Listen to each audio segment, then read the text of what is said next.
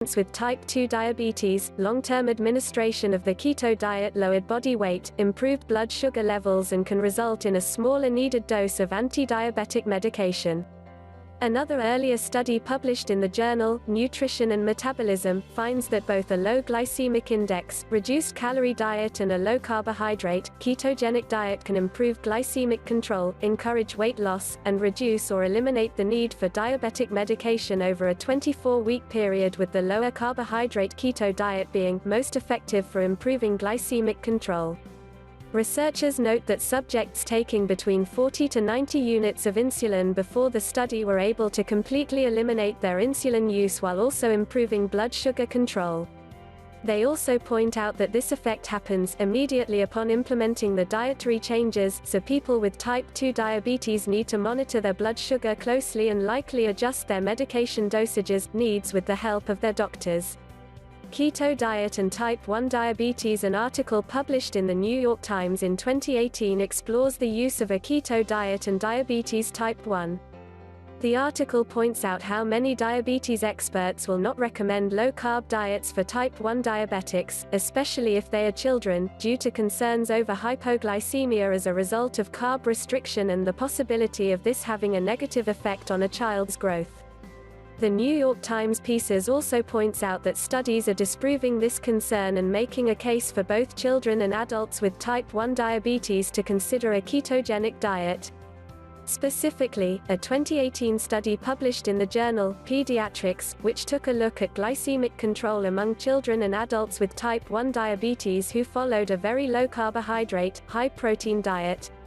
The researchers found that both the adults and children who consumed this diet along with smaller doses of insulin than typically required exhibited exceptional blood sugar control without high rates of complications.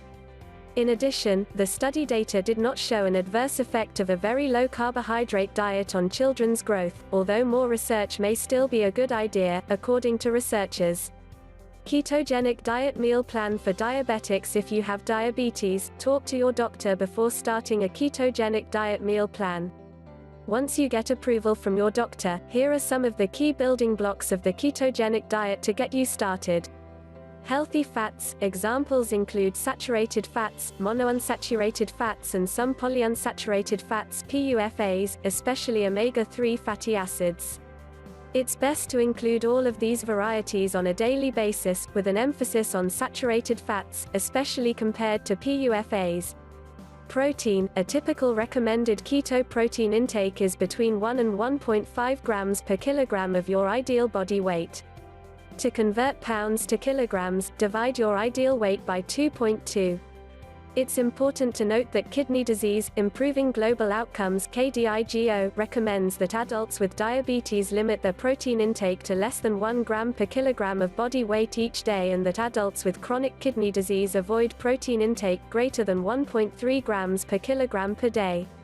Carbohydrates. Historically, a targeted keto diet consists of limiting carbohydrate intake to just 20 to 30 net grams per day. Net carbs is the amount of carbs remaining once dietary fiber is taken into account.